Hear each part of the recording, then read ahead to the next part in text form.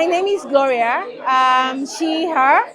Yes, I am a third year nursing student of Brandon University. Today we're talking about screen time and we're focusing on ages 6 to 17 years old, 6 to 18 years old. Right.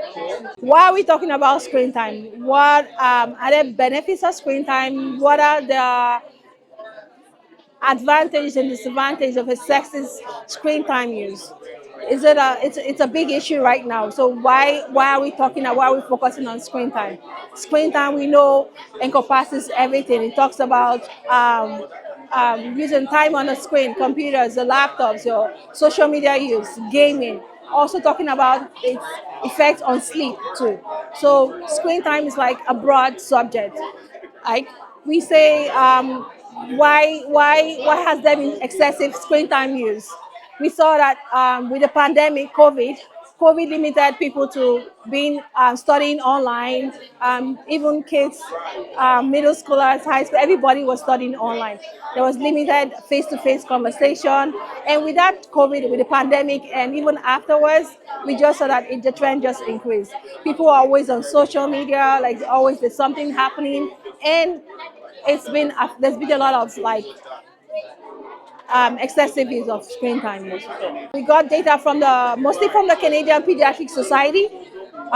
We also got data from the Angel's Generation, is like a book, and we also got data from the American Pediatric Society too. So yeah, we found out that screen time can be healthy if it's balanced, and excessive screen time use can also have some mental health and some mental and physical health deficiencies. So we found out, according to the Canadian Society for Exercise, it says that screen time use should be between for ages 5 to 17. It says no more than 2 hours a day, and from ages 17 and above, it says no more than 3 hours a day of screen time use. Now we ask ourselves these questions: is this realistic?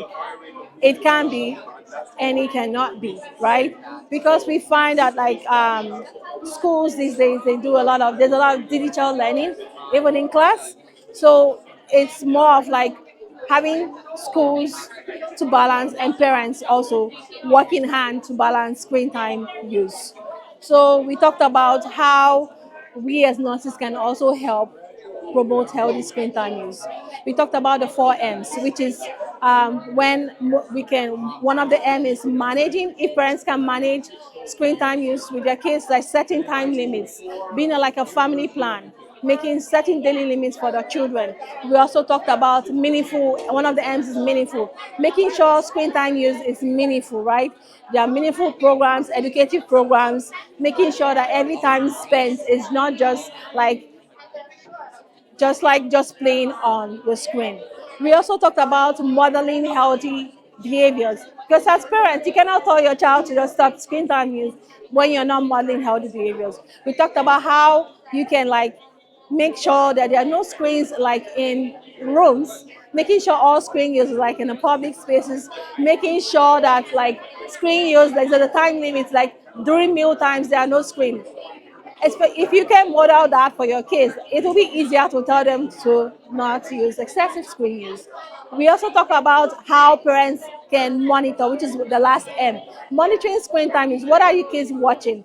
We know that between 6 to 18 years old, adolescent especially, this is when most girls or most things are lured into predatory behaviors.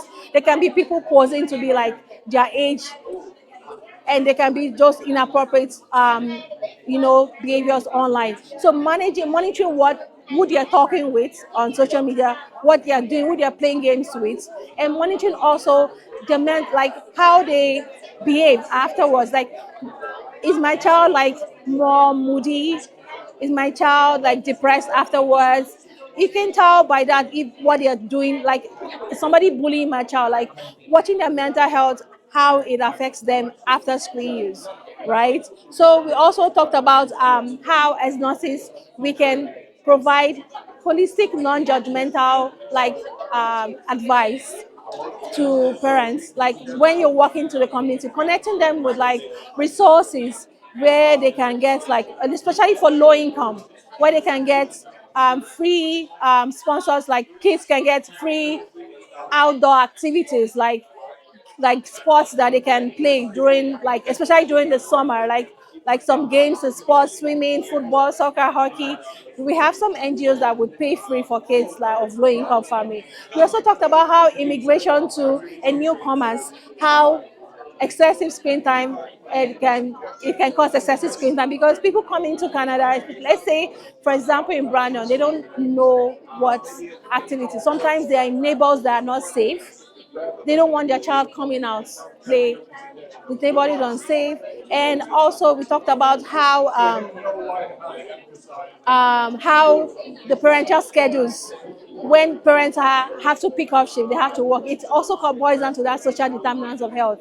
The parents are not around, so what do the kids do all day? They sit and watch TV.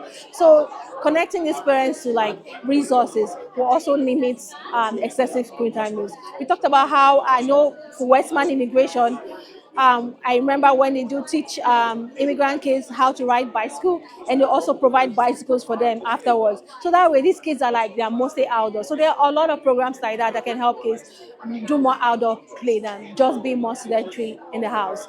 We talked about the social benefits of screen time. It fosters healthy relationships. Like, kids can connect with their families that are not in town. They can connect with their friends that are not in town. It also it has a lot of benefits. The problem is the balance. When it's excessive, that's when it affects. What can it affect? It affects the mental health. The kids get more anxiety. There's more depression. There's more like a low self-esteem. It can also affect health.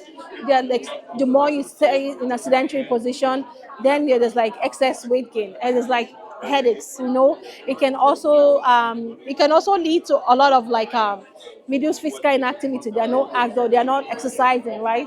So these are like one of the impacts of screen time. So the what we are saying is, let there be a balance, realistic balance, right, between screen time use and outdoor physical, like outdoor play and so. So that's just what we're just saying, that it can be healthy if it's manageable, but when parents are not monitoring kids, they are not projecting the four ends, which is monitor, manage, make meaningful moments, and just model healthy behaviors. It can lead to like unhealthy behaviors. I think for this, we hope that our community health nurses, public health nurses, would find this information helpful. We hope that the school, not just the high school, middle school, also in the university, hoping if they can balance, because there's a lot of screen time use in schools now.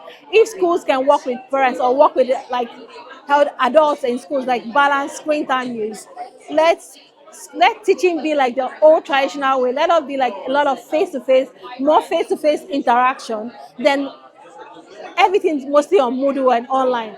We spend so much time on the computer. If there can be a balance, I think screen time use will be healthy. So my long-term plans, I plan to be a public health nurse. So I plan to do all of this teaching. Sometime I plan to further my education. Probably maybe an instructor. Like maybe come from my master's. That's the plan. I love teaching. I love realistic teaching people how health, like health is, it's easy when it's short and realistic. So my goal is just like making sure we do a lot of health promotion strategies, disease prevention strategies, and if you can promote health, if you can prevent disease,